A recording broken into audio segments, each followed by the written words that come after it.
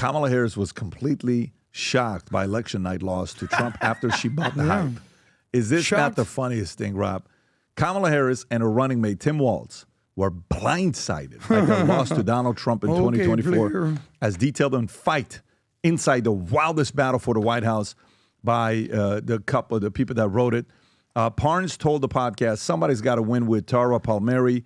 She was completely shocked, and Tim Walz was shocked. Walz was so stunned, he sat silently in his hotel room with staffers, explaining the defeat while Harris questioned, are you sure? Have we done a recount? Is this a Should Babylon we do a Bee recount? story? The campaign believed victory was assured, and Parnes noting they thought they were going to win. Harris' confidence stemmed from misleading optimism within her team, as Parnes reported that some stuff felt gaslit by senior officials who claimed things were looking good. Harris bought the hype, swayed by crowd sizes, fundraising success, and boots on the ground, with Parnes saying she bought all of that. She bought the hype, and so did a lot of people in the campaign. Tom.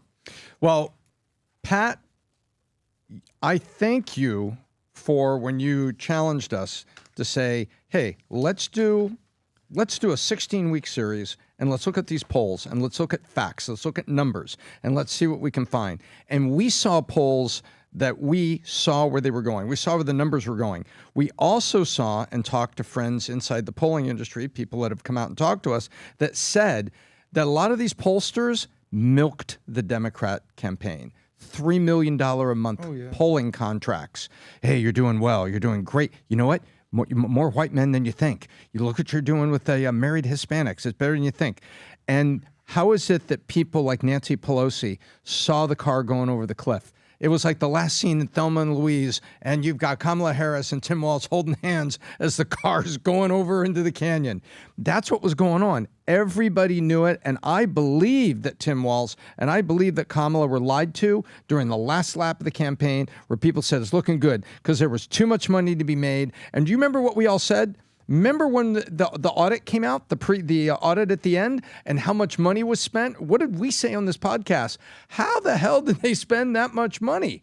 Remember this, Vinny? Yep. We were all looking at that. Well, guess what? I'll tell you how they did it. They paid a bunch of consultants that were looking at them and kissing them on the ear and saying, everything's okay. You got this thing locked up, but they were cashing checks right up to the end. And I believe that this shows, along with the book we just looked at, just how divorced the Kamala Harris-Tim Walz campaign and the bloodsuckers that were around it just making money on it from the core Democrats, including Nancy Pelosi and Barack Obama, who were rubbing their temples, sitting at their own kitchen tables saying, man, this is going over the cliff.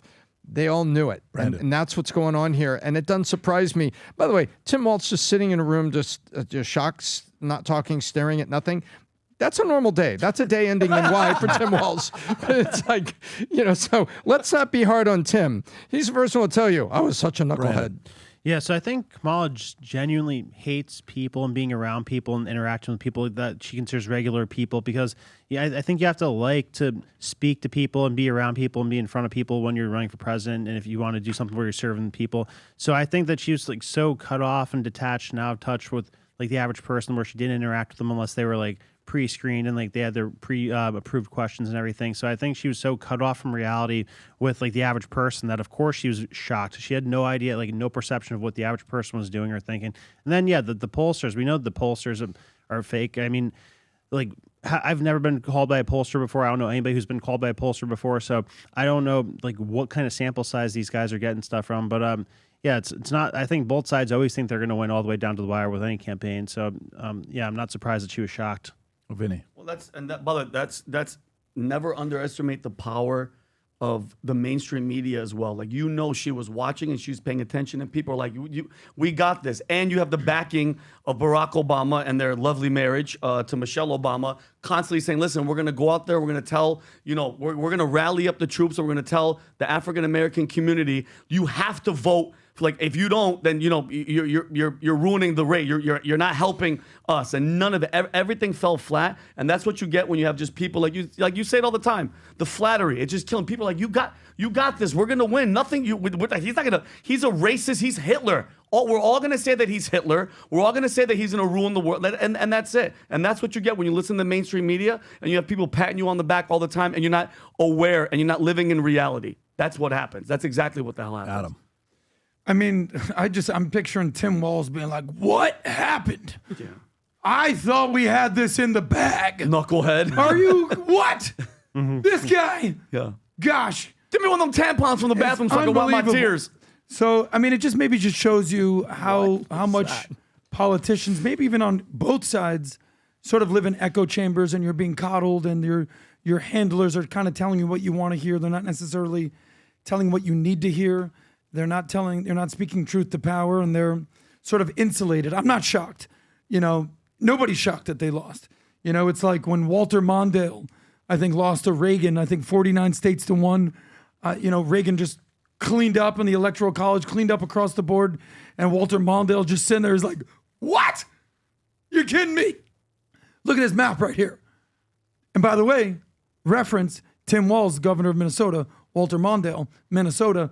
There's a Minnesota, they're drinking the Kool-Aid over there, but nobody was shocked to see that Trump won. What we were shocked was that he ran the board. Every single swing state, popular vote.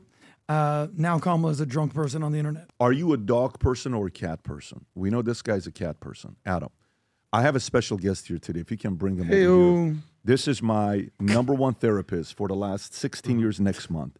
This is our buddy Jimbo. Jimbo! Okay? Jimbo is going to be 16 years old next month, and he's wearing some. Jimbo, can we show off what you got on?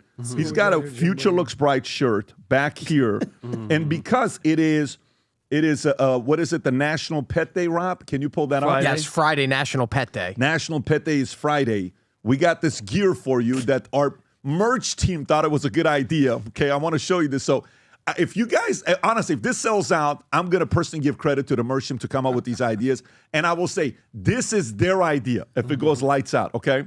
Now, what do we have here? A few different things for you to pick from with Future Looks Bright.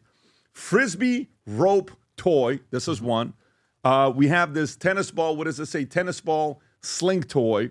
We have this other one. This is sick, actually, if you look at it. This is the biting, the dog toy, with the leashes that we got with Future Looks Bright on it and Valuetainment on it. Gangster. This is the gangster if you're from L.A., New York, maybe in Baltimore, pick this up. Yeah. We got some of this stuff. And on top of that, if you go, by the way, look at that Yeti one. Can you zoom into that Yeti one? Oh, is that that's like awesome. a Yeti, like a Yeti it's a dog bowl? Yeah, look how sick that is with chilling. Future Looks Bright. I saw Vinny drinking out of one of those your this dog morning. will be excited when he's going through this. Go back, Rob.